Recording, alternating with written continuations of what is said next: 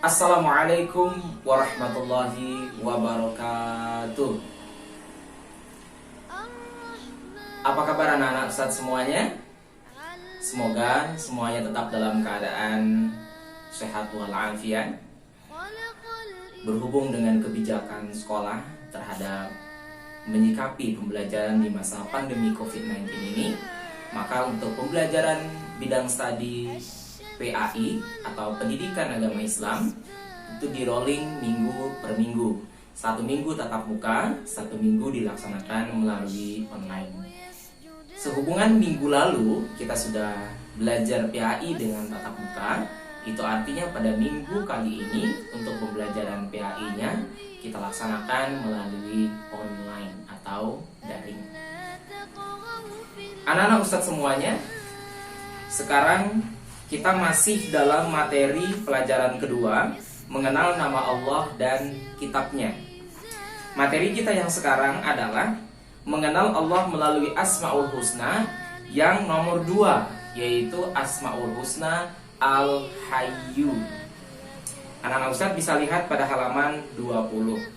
Al-Hayyu artinya Allah yang maha hidup. Maksudnya Allah akan hidup kekal ketika seluruh makhluknya binasa. Allah hidup tiada akhirnya, sebagaimana firman Allah dalam Al-Quran surah Ar-Rahman ayat 26 dan 27. Kullu man 'alaiha fan wa yabqa wajhu rabbika dzul jalali wal ikram. Semua yang ada di bumi itu akan binasa, tetapi wajah Tuhanmu atau Allah Subhanahu wa taala yang memiliki kebesaran dan kemuliaan tetap kekal dan abadi. Ustadz sudah jelaskan pada minggu lalu, Allah Subhanahu wa ta'ala mempunyai yang disebut dengan Asmaul Husna. Jumlahnya 99 yang terletak di dalam Al-Quran. Nah, kita akan bahas melalui mengenal Asmaul Husna ini, kita akan mengenal Allah Subhanahu wa ta'ala. Kemarin kita sudah bahas yang pertama, yaitu Al-Mumin. Pada hari ini adalah Al-Hayyu, artinya Allah maha menghidupkan. Allah maha menghidupkan, Allah maha hidup. Allah adalah satu-satunya yang hidupnya kekal abadi. Selain Allah itu pasti akan binasa. Sebagaimana firman Allah ini, kullu man 'alaiha fan. Semuanya pasti akan binasa. Manusia, binatang, alam semesta, semuanya itu akan binasa kecuali zatnya Allah Subhanahu wa ta'ala. Dengan sebab kita meyakini dan mengimani bahwasanya Allah Al-Hayyu, maka ada beberapa hikmah yang bisa kita ambil anak-anak Ustadz semuanya. Yang pertama, tidak bersikap sombong dengan menyadari bahwa kita hidup sementara. Nih, anak-anak Ustadz semuanya, kalau kita sudah menyadari bahwasanya tidak ada yang kekal di dunia ini, tidak ada yang kekal kecuali adalah Allah Subhanahu wa ta'ala. Oh, kita sadar sekarang kalau kita pasti akan mati. Kalau kita sadar kita akan mati, maka kita tidak akan pernah berbuat sombong. Kenapa? Karena kita tahu hidup di dunia hanyalah sementara. Yang kedua, menjaga diri agar selalu taat kepada Allah. Nih, anak Ustadz nih, coba. Kan kita sadar kita hidupnya tidak lama, paling 63 tahun, habis itu kita meninggal dunia. Kalau begitu kita hidup tidak abadi di dunia. Oleh daripada itu kita pasti akan selalu menjaga diri kita untuk berbuat taat kepada Allah. Tujuannya apa? Tujuannya untuk mempersiapkan untuk kehidupan yang kekal dan abadi, yaitu pada hari akhirat nanti. Yang ketiga, banyak berbuat kebaikan. Pasti dia banyak sedekah, sholatnya rajin. Nih anak Ustadz nih, kemarin Ustadz sudah suruh sholatnya di absen selama seminggu. Ternyata masih banyak sholatnya yang bolong, yang nggak sholat karena alasan ketiduran, lupa dan sebagainya. Nah, kalau kita sudah sadar nih anak Ustadz nih, kita nanti kan akan mati tuh. Karena yang maha kekal abadi hanya Allah. Maka pasti kita sholatnya rajin 5 waktu, puasanya, sedekahnya, semuanya ya. Yang keempat, tidak pernah meninggalkan sholat wajib 5 waktu. Tuh, Ustadz sudah bahas kemarin. 1 kali meninggalkan sholat wajib 5 waktu, dosanya adalah 5.000 tahun disiksa oleh Allah di dalam neraka. Ya, anak-anak Ustadz, sholatnya ditingkatkan lagi. Yang kemarin tuh sholatnya masih ada yang bolong-bolong. Subuh apalagi terutama banyak yang nggak bangun ya, itu ditingkatkan lagi. Terus Ustadz juga menghimbau kepada seluruh ayah dan bunda, tolong diawasin anak-anaknya dan disuruh ya, atau kita didik untuk sholat 5 waktu.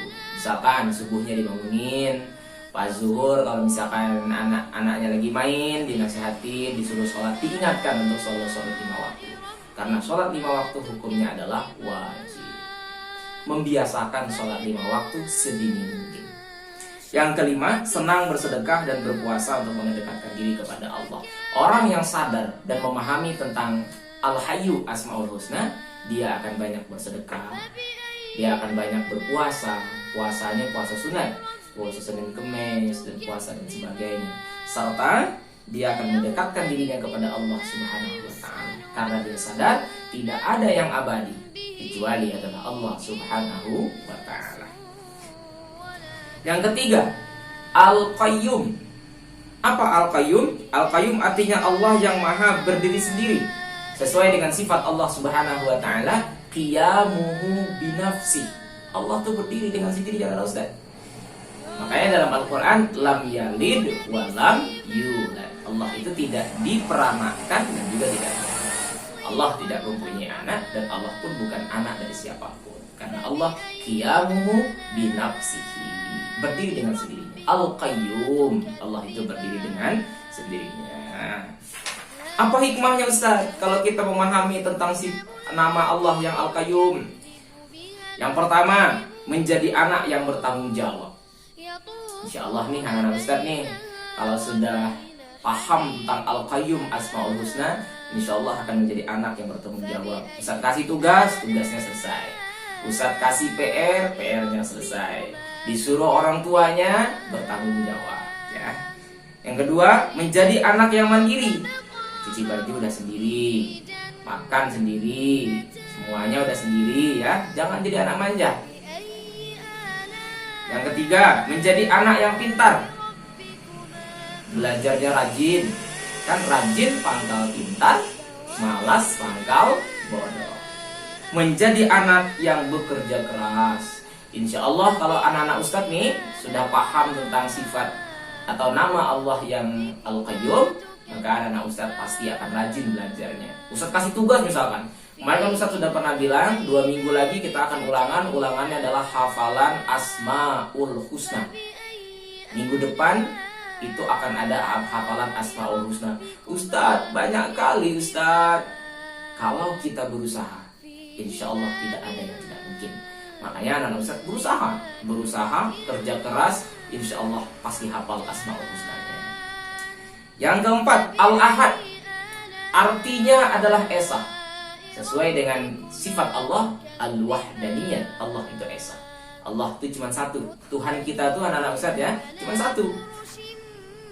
Tidak ada Tuhan selain Allah. Beda kalau Tuhan orang Kristen ada 3. Ada Tuhan Allah, ada Tuhan Ibu, ada Tuhan Anak atau Yesus Kristus. Kalau kita tidak ada. Kita sebagai umat Islam meyakini tidak ada Tuhan kecuali Allah Subhanahu wa Ta'ala. Terus Allah ini tidak ada serupa anak-anak Ustaz. Jadi anak-anak Ustaz jangan berpikir nanti Allah itu gimana ya, Allah itu seperti apa. Tidak boleh. Tak boleh berpikir seperti itu. Kenapa? Karena Allah laisa kamitslihi syai'un. Tidak ada yang sama dengan zatnya Allah. Jadi anak-anak Ustaz kalau mau berpikir, jangan mikirin Allah. Ustaz, Allah itu seperti apa? Ustaz, Allah itu bentuknya gimana? Ustaz, Allah itu di mana? Ustaz, Allah itu seperti apa? Tidak boleh. Kita tidak boleh berpikir tentang zatnya Allah. Lalu bagaimana Ustaz? Kita disuruh berpikir, memikirkan ciptaannya Allah. Afala yanzuruna ilal ibili kaifa khuliqat wa ilas samai kaifa rufi'at. Apakah kamu tidak berpikir, kata Allah, bagaimana unta diciptakan? Bagaimana langit ini diangkat tanpa tiang? Itu yang harusnya dipikirkan ya, maksudnya tidak boleh. Harus yakin sekarang kita tidak ada Tuhan selain Allah Subhanahu wa Ta'ala. Ustaz, apa yang bisa diambil kalau seandainya kita memahami sifat Al-Ahad ya Ustaz? yang bisa dipahami ada 4 perkara. Yang pertama, semakin bertambah iman kepada Allah Subhanahu wa Ta'ala. Insya Allah, kalau kita sudah yakin Allah itu Maha Ahad, Allah adalah Maha Esa, tidak ada Tuhan selain Allah, maka keimanan kita akan semakin bertambah kepada Allah Subhanahu wa Ta'ala. Yang kedua, semakin rajin beribadah. Yang kemarin sholatnya masih bolong, yang subuhnya belum bisa bangun, yang zuhurnya masih asik main layang-layang tuh, anak-anak ustadz tuh, kalau sudah paham Al-Ahad ini, insya Allah nanti ibadahnya rajin. Sholat 5 waktunya nanti full ya, amin. Selalu bersikap baik kepada orang lain. Dia tak mau ngejek temannya, ucapannya baik, tidak mau menjahati temannya, saling tolong menolong sesama teman, gitu. Yang terakhir, selalu bersikap rendah hati. Insya Allah, kalau rendah hati itu tawadu ya anak-anak ustadz ya. Jangan sombong, jangan merasa dirinya lebih baik daripada orang lain, yaitu sombong itu sendiri, karena dia merendahkan diri. Dalam bahasa Islamnya disebut dengan tawadu. Tawadu itu merendahkan diri. Yang bisa Ustadz simpulkan pada hari ini adalah pahami baik-baik Asmaul Husna oleh anak-anak Ustadz semuanya. Insya Allah banyak hal yang terkandung daripada Asmaul Husna ini. Kalau anak-anak Ustadz sudah memahami semua yang terkandung dalam Asmaul Husna, insya Allah anak-anak Ustadz akan menjadi anak-anak yang rajin, yang pintar, pastinya soleh, solehah, membanggakan kepada kedua orang tuanya. Wabil khusus, apalagi bisa membanggakan negara dan bangsa Indonesia ini.